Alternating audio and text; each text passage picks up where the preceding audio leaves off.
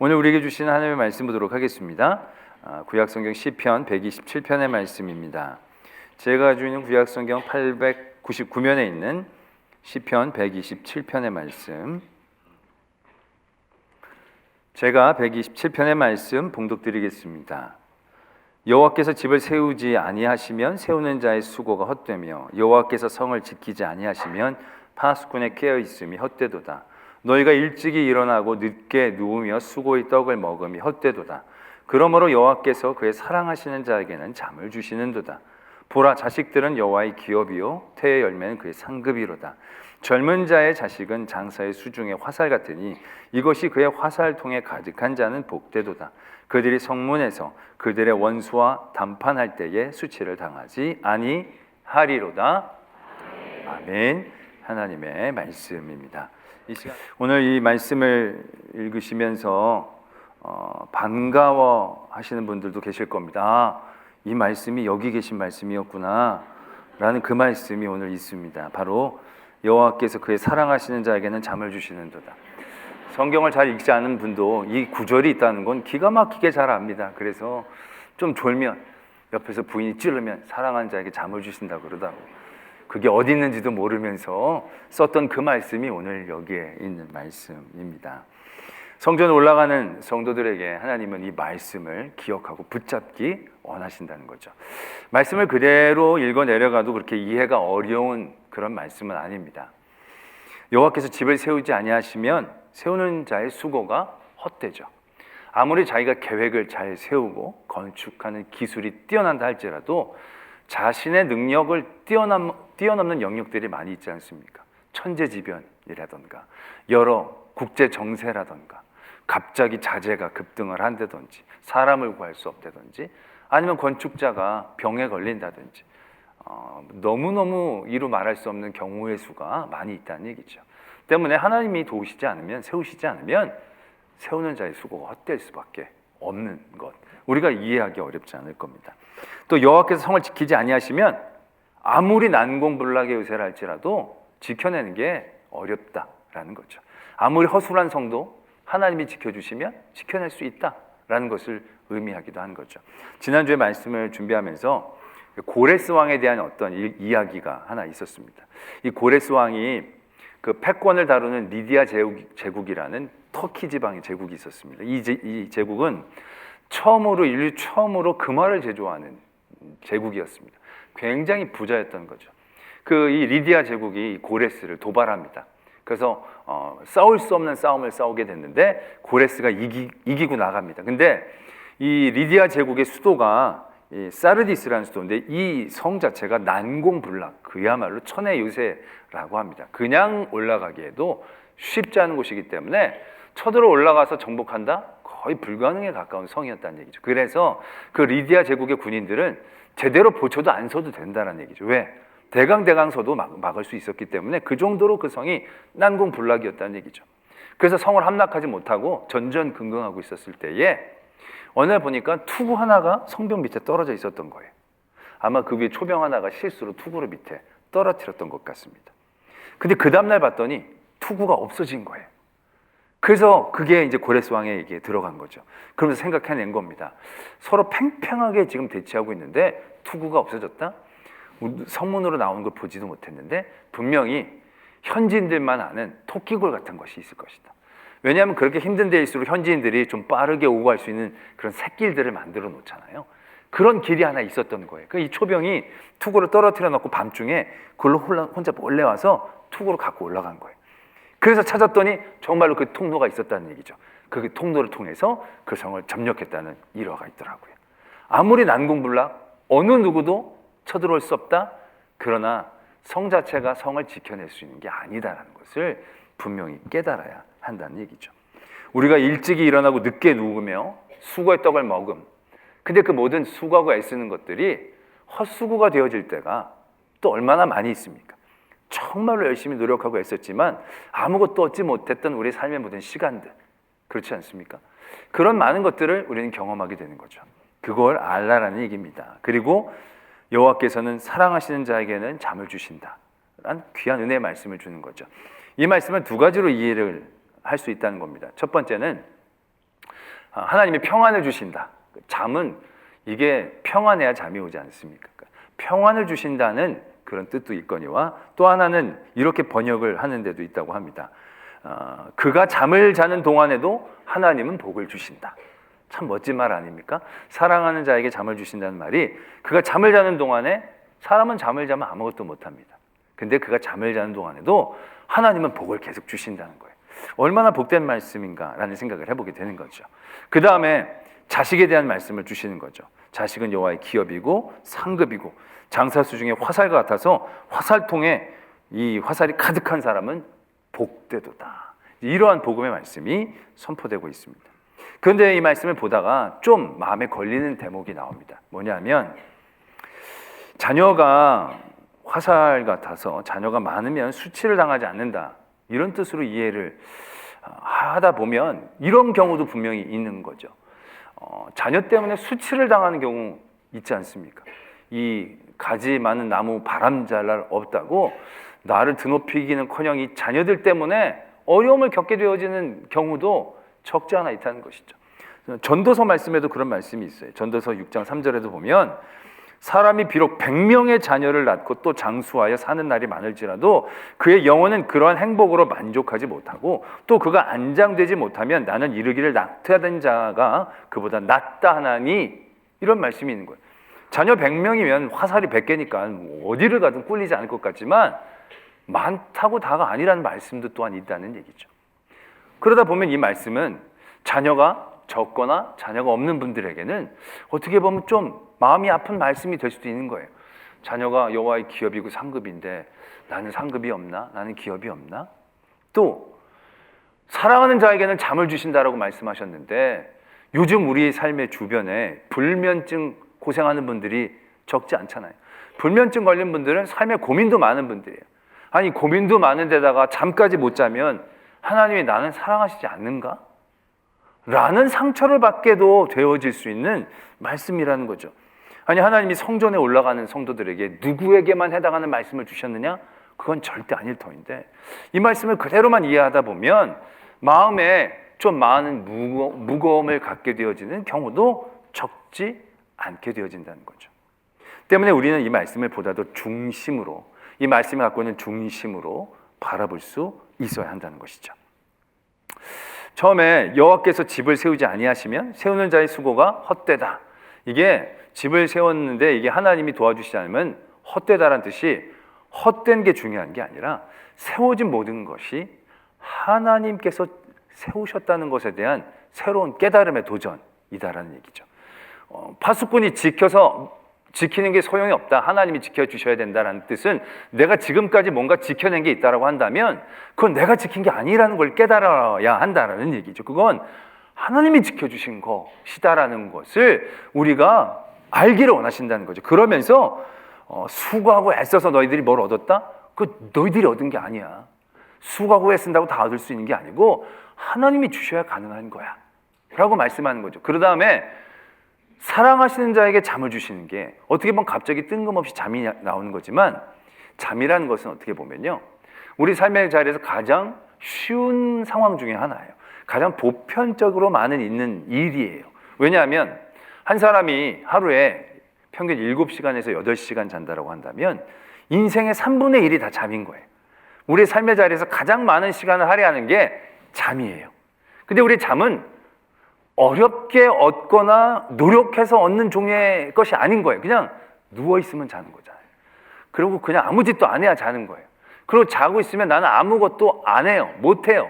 그러니까 그 잠이라는 시간들은 어떻게 보면 우리에겐 그냥 있는 그런 시간처럼 이해될 수 있는 대목이라는 거죠. 근데 그 잠부터 제대로 이해해야 한다는 거예요. 우리가 8시간, 9시간, 7시간 잔다? 그 자는 것은 그냥 자는 게 아니에요. 그 잠이 뭐라고요? 하나님이 사랑하시는 자에게 주시는 잠인 거예요. 그 잠조차도 하나님이 허락하시고 하나님이 주시지 않으면 우리가 얻지 못하는 것이다라는 사실들을 깨닫게 하신다는 것이에요. 사람들은요 보면 자기가 한 걸 나타내고 싶어하는 욕망이 있는 것 같아요. 본성이 있는 것 같아요. 그 자기가 뭔가를 많이 하고 자기가 뭔가를 많이 할 수 있으면 그것이 복이고 행복이다라고 생각하는 경우들이 참 많은 것 같아요. 근데 여러분들이 정말로 많은 일을 했고 많은 일을 할 수 있다라고 한다면 여러분들의 삶이 정말 행복하시겠습니까? 대부분 싸우는 사람들, 부부끼리 싸우는 거 보면요, 두 가지 명제 때문에 싸워요. 뭐냐면 네가 나한테 뭘 해줬냐, 내가 너한테 얼마나 잘해줬는데. 딱 이 두 가지 명제 가운데서 다양한 상황들이 나오는 거예요. 그럼 뭔가 섭섭한 거예요. 나는 되게 너한테 잘해줬는데 너는 나한테 되게 잘 못해준 거야. 그럼 상대방 얘기를 들을 때 너무너무 놀라운 거죠. 너는 나한테 별로 해준 게 없는데 나는 너한테 되게 잘해줬는데 왜 내가 너한테 해준 게 없다라고 얘기하느냐. 그런 시각들이 늘 존재를 한다는 거예요. 부모와 자녀지간에도 그래요. 부모는 자녀에게 모든 걸 다 해준 것처럼 생각한 거예요. 근데 자녀는 옆에 집 아주머니에 비하면 너무너무 못 해주는 게 많은 거죠. 그리고 자녀는 진짜 죽기 직전까지 공부를 하고 왔다고 생각해요. 근데 집에서 들어오자마자 공부하라고 얘기하면 정말로 열받는 거죠. 얼마나 많이 했는데, 네가 뭘 했는데. 이 두 가지 명제들 가운데서 사람들은 늘 싸우는 거예요. 왜? 자기가 더 많이 한 것처럼 생각하니까. 근데 자기가 많이 한 것을 나타내고 아는 게 행복한 삶이, 축복받은 삶이 아니에요. 이런 우화가 있습니다. 연못에 개구리가 한 마리 살았는데 이 개구리가 날고 싶었어요. 날고 싶은 그런 욕망이 있었어요. 그래서 막 고민하다가 한 가지 생각을 했어요. 뭐냐면 오리 두 마리에게 가서 부탁을 하는 거죠. 너희들 날 때 나 좀 데리고 가라. 어떻게 너를 데리고 가냐고. 너희 둘이 짝대기를 물고 날면 내가 그 짝대기 중간에 잡고 있으면 나도 날아갈 수 있지 않겠냐고. 사정을 해가지고 오리 두 마리가 들어준 거예요. 그래서 딱 오리 두 마리가 짝대기 양쪽을 잡고 올라갈 때 개구리가 딱 중간에 물고 날기 시작한 거예요. 그랬더니 그걸 보고 밑에 있던 다른 개구리들이 난리가 난 거예요. 저 개구리 자식 난다고 그러더니 정말로 나네? 어떻게 저런 기가 막힌 생각을 했지? 완전 천재인데 누가 그런 생각을 했을까? 그랬더니 개구리가 내가 그랬다는 거예요. 내가 그랬다는 거예요. 내가. 못 듣는 분들은 상황이 이해가 안 되는 것 같은데 그걸 말하면 안 되잖아요.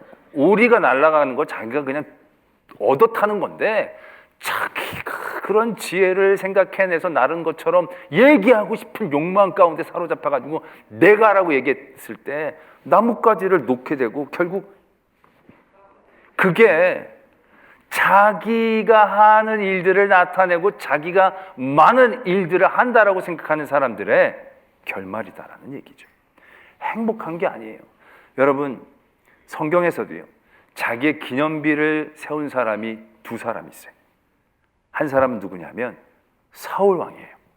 사울 왕이 하나님이 아말렉을 다 멸하라고 하셨을 때 완전히 가서 아말렉을 초토화시켰잖아요. 완승을 거뒀어요. 그리고 나서 사울이 자기 기념비를 세운 거예요. 물론 자기가 가서 싸웠죠. 목숨 걸고 싸웠죠. 근데 그게 자기가 싸운 게 아니거든요. 하나님이 처음부터 끝까지 각본을 쫙 만들어 주셔서 하나님이 그를 사용하시고 그에게 기회를 주시는 것인데 사울은 자기가 한 것만 생각한 거예요. 자기가 죽을 똥살똥 힘들어 싸운 것만 기억하는 거예요. 그래서 거기 하나님의 제단이 아니라 자기의 기념비를 세운 거예요. 또 한 사람은 누구냐면 압살롬이에요. 압살롬.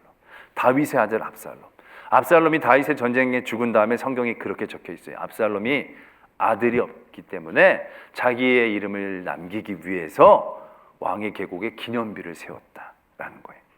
압살롬이 애가 있었던 것 같은데 아마 어려서 다 죽어서 아들이 없었나 봐요. 근데 이 압살롬이 굉장히 잘생겼거든요. 굉장히 뛰어난 그러한 사람이었거든요. 그러니까 많은 사람들이 자기를 칭송했을 거예요. 그 모든 일들에 대하여 너무 남기고 싶었던 것 같았습니다. 그리고 기념비를 세웠어요. 근데 그들이 기념비를 세우고 나서 그들의 삶이 어떻게 되어졌을까요? 아까 개구리랑 똑같은 삶을 살았어요. 사울이 그 기념비를 세우고 난 다음부터는 길을 잃었어요. 사무엘이 왔을 때 하나님한테 회개하기보다는 자기랑 같이 나가서 백성들 앞에 자기 체면 좀 살려달라고.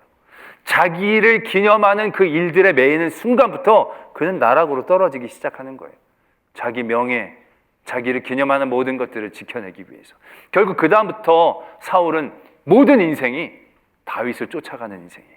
다윗을 죽이려는 증오예요. 다윗 때문에 생기는 불안감이었어요. 그의 모든 인생이 그렇게 살았던 거예요. 압살롬은 또한 어떻습니까? 압살롬도 똑같아요. 그렇게 기념비를 세우고 나서 그가 어떠한 삶을 살았는지 성경은 이렇게 적고 있어요. 그가 성문에서 아버지를 찾아오는 사람들의 마음을 훔쳤어요. 아버지에게 재판을 받으러 간 사람들에게 우리 아버지 바빠서 못 해줄 경우가 많으니까 그냥 저한테 하시라고. 제가 왕자 아니겠습니까? 그 사람들이 압살롬에게로 갔을 때 압살롬이 겸손하게 사람들을 맞이하면서 그 마음을 하나둘씩 얻었어요. 그 마음을 얻는 행위 자체가 무엇으로부터 시작한 겁니까? 아버지를 몰아내려는, 아버지를 죽이려는 마음 가운데서, 아버지를 죽이려는 가운데에서 사람들 앞에 그렇게 웃고 사람들의 마음을 훔쳤던 그 시간들이 압살롬에게 과연 행복한 시간이었을까요? 그것이 정말로 평안한 시간이었을까요? 그렇지 못했을 거라는 얘기죠. 여러분들도요, 한번 여러분들의 삶의 자리 한번 살펴보세요. 가정에서 내가 참 많은 일을 한다고 생각하시는 분들 계실 거예요. 그분들은 여러분들의 가정에 갔을 때 여러분들의 마음이 어떠하세요? 완전히 내가 다 집을 건사해. 애들 내가 다 씻기고 먹이고, 애들 다 보내고, 애들 내가 다 키우고, 남편도 내가 아니면 저 인간도 안 되는 거 내가 다 인간처럼 만들어놔고, 내가 이 집을 건사하고, 내가 집을 위해 흘린 땀과 눈물이 얼마나 많어, 이렇게 생각하는 분들이 간혹 있으실 거예요. 그런 분들이 집에 가면 어떠한 마음으로 살까요? 와, 내가 이 집을 건사하고 내가 이 집을 해서 애들 다 잘 키웠고, 난 정말 나는 행복한 사람이야 라고 살까요? 그런 분들은요, 이렇게 행동하기 쉬운 거예요. 애들한테 내가 너희들한테 얼마나 잘해주고 너희들 내가 이만큼 키웠는데 너희들은 왜 내가 원하는 만큼 못하니? 내가 너희들한테 얼마나 잘했는데 너희들은 왜 나한테 하는 게 요거밖에 안 되니? 남편은 보면 볼수록 답답하고, 모든 식구들이 정말로 나 아니면 다 무너질 것 같은 그런 무게감과 짐 때문에 가정이 들어가시는 게 행복할까요? 내가 다 한다는 게 그렇게 즐거운 일이 될까요? 내가 다 한다라고 생각하는, 내가 하는 일이 많다라고 생각하는 분들은요, 그 다음부터, 그 기념비 다음부터는 그들의 삶은 그렇게 행복해지질 않는 거예요. 교회 안에서도 보면요, 불평불만이 많은 분들은요, 교회 온 지 얼마 안 되고 교회에서 별로 하는 일이 없는 분들은 그런 거 안 해요. 그냥 주는 대로 먹고 하는 대로 해요. 교회에서 오래 다닌 분들, 교회에서 일 엄청 많이 한다고 스스로가 생각하는 분들, 그런 분들은요, 뭘 하나 해도 내가 얼마나 많이 다녔는데, 그래서 그게 불편한 거예요. 그게 불평스러운 거예요. 뭔가 만족하지 못하는 거예요. 그게 행복한 삶의 자리가 될까요? 그러나 내가 하는 게 아니라 하나님이 하신 거라고 생각하는 사람들은 어떨까요? 능력이 없어 보일 수도 있겠죠. 그가 남겨진 게 아무것도 없게 여겨질 수도 있겠죠. 그 사람의 삶이 과연 어떠할까요? 다윗이 말년에 인구조사를 합니다. 이거 죄를 지은 거거든요. 왜냐하면 인구조사를 한다는 건 내가 얼마나 나라를 잘 다스려서 내 군대가 얼마나 많고, 결국 이걸 이제 얘기하고 싶은 거거든요. 이 통계를 가지고 막 얘기하고 싶은 거거든요. 죄를 저질렀죠. 벌을 받습니다. 그 하나님한테 벌을 받을 때 내가 하나님 손에 붙이기를 원합니다. 그래서 하나님한테 굉장히 혼이 나죠. 그리고 난 다음에 역대상 22장에 보면 다윗이 어떻게 행동을 하느냐면 성전을 짓는 준비를 해갑니다. 그 전에 성전을 지으려다 짓지 말라고 해서 가만히 있었거든요. 근데 그러한 깨달음을 갖고 난 다음부터 이 역대상 22장에 보면요, 성전을 짓는 건 아니에요. 근데 성전을 짓는 재료들을 자기가 다 준비합니다. 못, 철, 돌, 금, 동, 그런 모든 것들을 열심으로 준비합니다. 그 22장을 읽으면요, 어떠한 느낌을 받냐면 이 다윗이 청년 같다는 느낌을 받아요. 삶의 열정을 느낄 수 있는 대목이 된다는 거죠. 그동안 그냥 평안하게 하나님이 지어주신 그 모든 왕국을 바라보다 보니까 인구조사해야겠다 이런 생각을 했었는데, 그가 정말로 이 모든 게 하나님이 주신 거구나, 이 모든 것이 하나님이 이루신 것이구나 라는 것을 깨닫게 되어지자 하나님을 위하여 일할 열정이 생기는 거죠. 일할 게 보이는 거예요. 뭘 해야 될지가 깨달아지는 거예요. 그러면서 다윗의 그런 모든 말년들이 얼마나 끝까지 멈추지 않고 하나님을 향하여 나갈 수 있었는가를 깨닫게 되는 거죠. 내가 있는 어떤 공동체에서 내가 한 일이 많지 않다라는 고백이 되어지면, 하나님이 도와주셨다라는 고백이 되어지고 하나님이 이루어주셨다라는 고백이 되어지면 모든 구성원들이 감사하고 고맙게 여겨질 거예요. 우리 애들 내가 별로 잘해준 것도 없는데 저만 하면 참 잘 자라고, 저만 하면 참 바르게 걷고, 내가 참 부족한데도 우리 아내가 나한테 잘해주고 우리 남편이 나한테 참 잘해주고, 과분한 사람들이고, 자, 이러한 마음을 갖는 분이 가정에서 얼마나 더 큰 행복을 누릴 수 있을지를 우리는 분명히 알아야 한다는 것이죠. 하나님께서 성전에 올라가시는데 사랑하신 자에게 잠을 주신다? 잠을 못 자는 사람들을 불편하게 해주시려는 게 아니에요. 그 성전에 올라가는 걸음을 기쁘고 즐겁게 해주시기를 원하시는 거예요. 그 걸음이 소망이 되기를 원하시는 거예요. 그러기 위해서 우리가 가져야 될 마음이 뭐냐? 내가 한 게 아니고 하나님이 하셨다는 걸 깨닫게 하시는 거예요. 이게 없어 보이는 게 아니에요. 이게 불행한 게 아니에요. 이 삶이 진짜 행복한 삶이에요. 내가 한 게 많다라고 생각하는 그 순간부터 우리의 삶은 꼬여요. 내가 얼마나 많은 일들을 했는데라는 생각을 가지고 주의 성전으로 올라가는 그 순간부터 우리의 걸음은 무거워요. 그리고 불편해져요. 불만이 많아져요. 하나님은 우리에게 그런 쓸데없는 일들을 내려놓기를 원하신다는 거죠. 그리고 나서 자녀에 대한 말씀을 주시죠. 저는 이게 왜 갑자기 자녀에 대한 얘기가 나올까? 이게 2절과 3절이 연결이 좀 부드럽지 않다고 생각했는데 가만히 보니까 이게 막 복된 얘기를 많이 하고 계시는 게 아니라 하나님 분명한 일들을 규정해주고 계시는 거예요. 바로 뭐냐면 자식이라는 것은요, 우리들의 삶의 자리에서 가장 내 소유권을 주장하고 싶은 존재라는 거죠.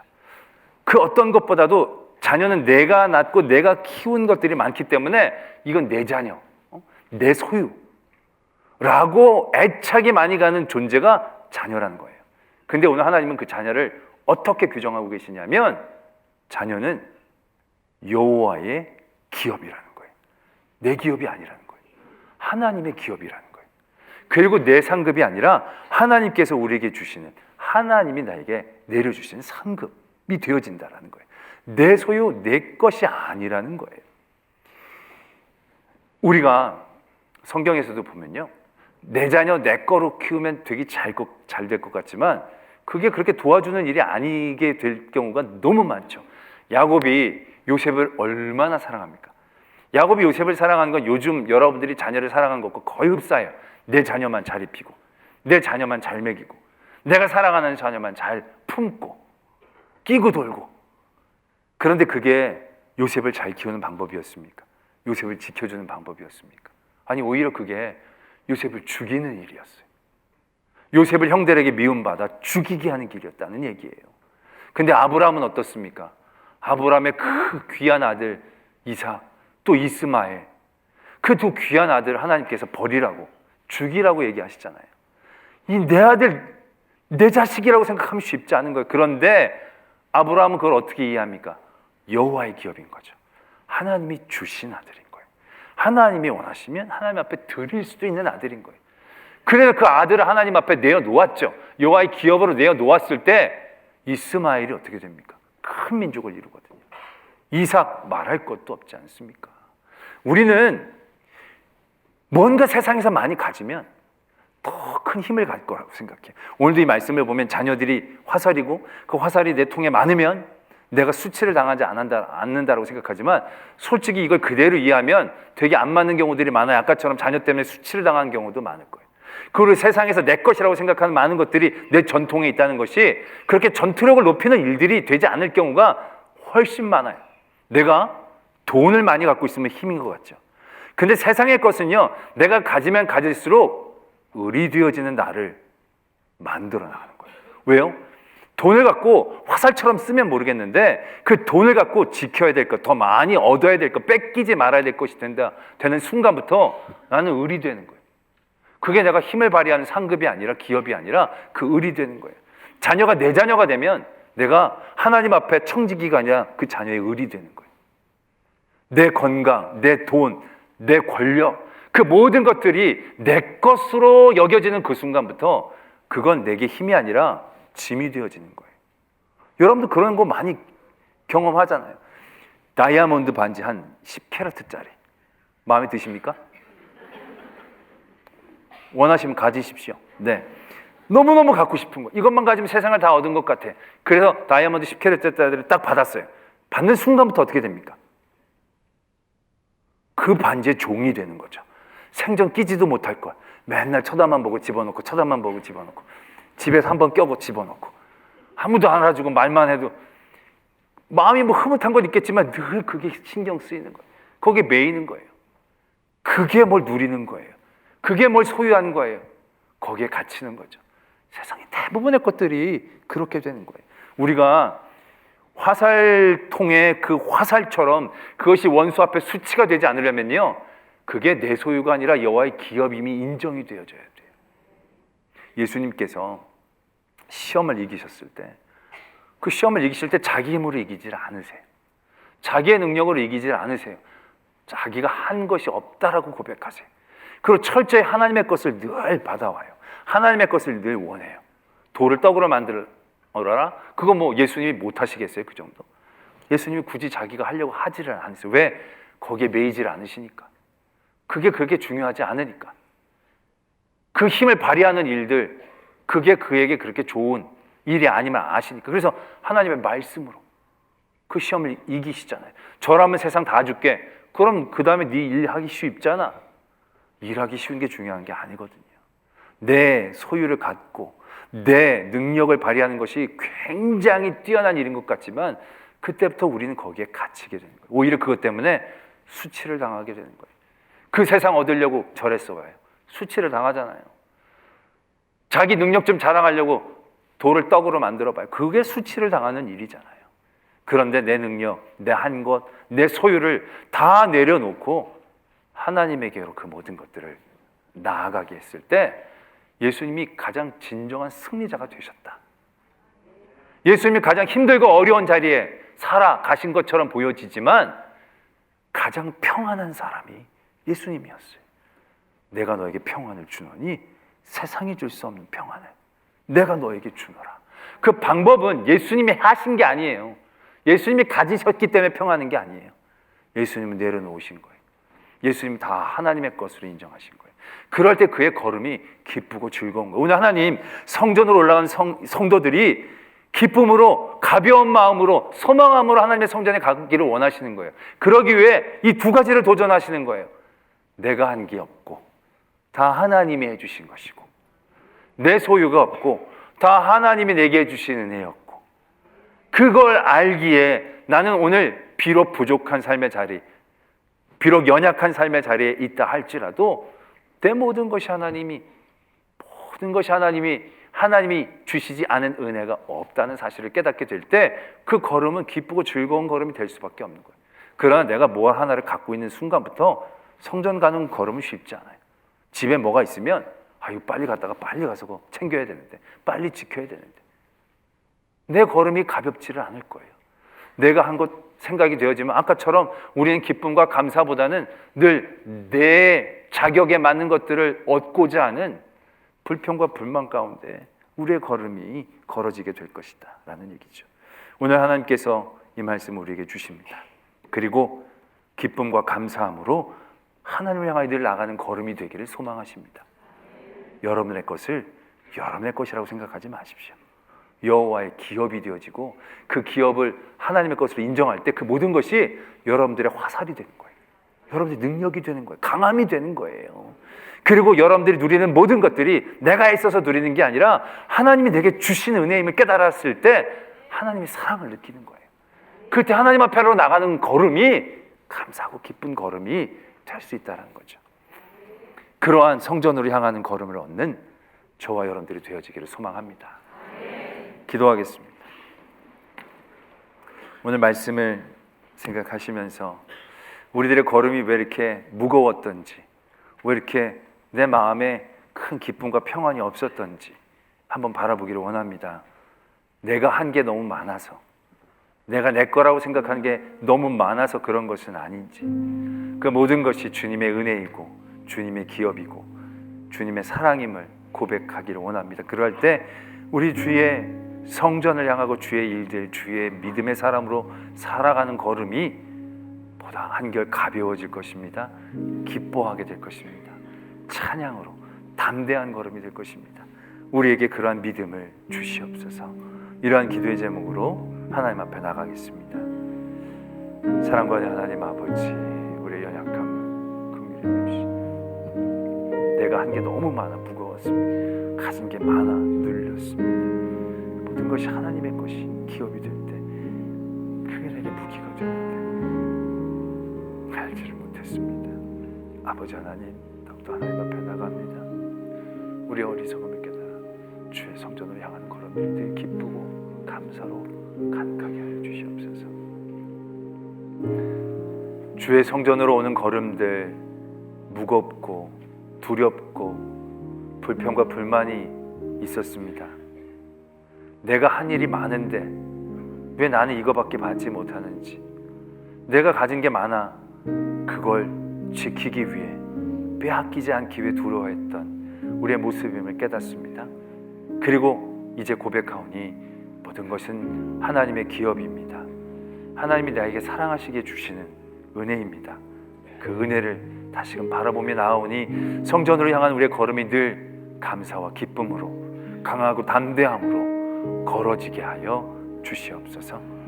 믿사오며 예수 그리스도의 이름으로 기도드립니다. 아멘.